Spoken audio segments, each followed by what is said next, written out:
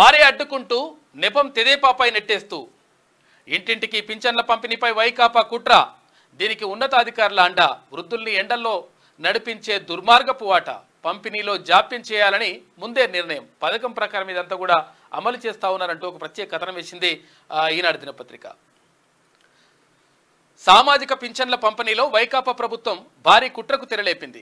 4.5 ఏళ్లుగా నడుస్తున్న ఇంటింటికి పింఛన్ల పంపిణీ కార్యక్రమాన్ని తానే అడ్డుకుని ఈ నెపాన్ని ప్రతిపక్ష తెలుగుదేశం పార్టీ నెడుతోంది. పింఛన్ల పంపిణీని గ్రామ వార్డు సచివాలయాలకే పరిమితం చేసి వృద్ధులతో పాటు దివ్యాంగులు మహిళల్ని 3-4 కిలోమీటర్ల దూరంలోని సచివాలయాలకు 42 డిగ్రీలకు పైగా ఎండల్లో నడిపించే వికృత రాజకీయ క్రీడ ప్రారంభించింది.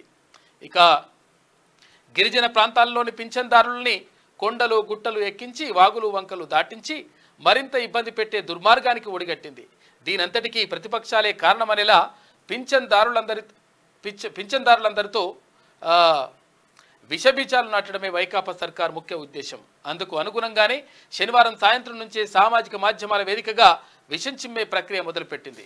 15,000కు పైగా సచివాలయాల్లోని 1.35 లక్షల మంది గ్రామ వార్డు సచివాలయ ఉద్యోగులు సునాయాసంగా ఇళ్ల వద్దనే పింఛన్లు పంపిణీ చేసే అవకాశం ఉన్నా కావాలనే పక్కన పెట్టి కుటిల రాజకీయం చేస్తుంది. ఇందులో ప్రత్యక్షంగానో పరోక్షంగానో ముఖ్యమంత్రి కార్యాలయంలో ఓ కీలక అధికారి సెర్ఫ్ CEO మురళీధర్ రెడ్డిల ప్రమేయం ఉందని ప్రతిపక్షాలు అనుమానిస్తున్నాయి. ఈ విషయంలో నిమ్మకు నీరెత్తినట్లుగానే వ్యవహరిస్తున్నారన్న CS జవహర్ రెడ్డి మూటగట్టుకుంటున్నారు. అయితే పింఛనుదారుల్ని సచివాలయాల దగ్గరకు రప్పించి నిరీక్షించేలా చేయాలని, అయితే ఇదంతా కూడా ప్రతిపక్షాలపైన నెట్టాలని చెప్పేసి ప్రభుత్వం భావిస్తూ ఉంది. ఇది కుటిల రాజకీయం, ఇది కరెక్ట్ కాదు, ప్రజల్ని ఇబ్బంది పెట్టేటువంటి చర్య అని చెప్పేసి ఇక్కడ ఒక కథనం కనిపిస్తూ ఉంది ఈనాడు దినపత్రికలో. ఇంటింటికి పంపిణీ సులువే.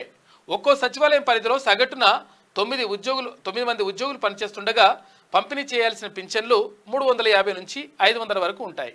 అంటే ఒక్కో సచివాలయ ఉద్యోగికి సగటున 49 వరకు వస్తాయి. వాలంటీర్లు అప్పటి వరకు పింఛన్లు పంపిణీకి 4-5 రోజుల సమయం తీసుకుంటున్నారు. సచివాలయ ఉద్యోగుల ద్వారా 2-3 రోజుల్లోనే పంపిణీ పూర్తి చేయవచ్చు.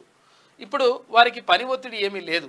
రాష్ట్రంలో సచివాలయాలు 15,004 ఉన్నాయి.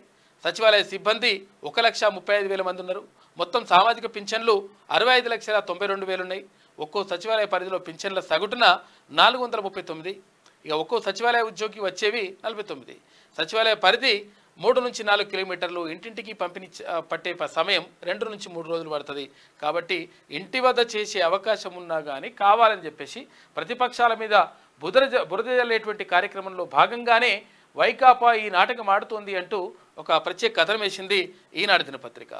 సచివాలయాల వద్దనే పింఛన్ల పంపిణీ సర్క్యులర్ జారీ చేసిన సెర్ఫ్ CEO మురళీధర్ రెడ్డి ఏప్రిల్, మే, జూన్ నెలలకు పింఛన్దారులకు సామాజిక భద్రత పింఛన్లను సచివాలయాల వద్ద పంపిణీ చేయనున్నట్లు గ్రామీణ పేదరిక నిర్మూలన సొసైటీ సెర్ఫ్ CEO మురళీధర్ రెడ్డి ఆదివారం సర్క్యులర్ జారీ చేశారు.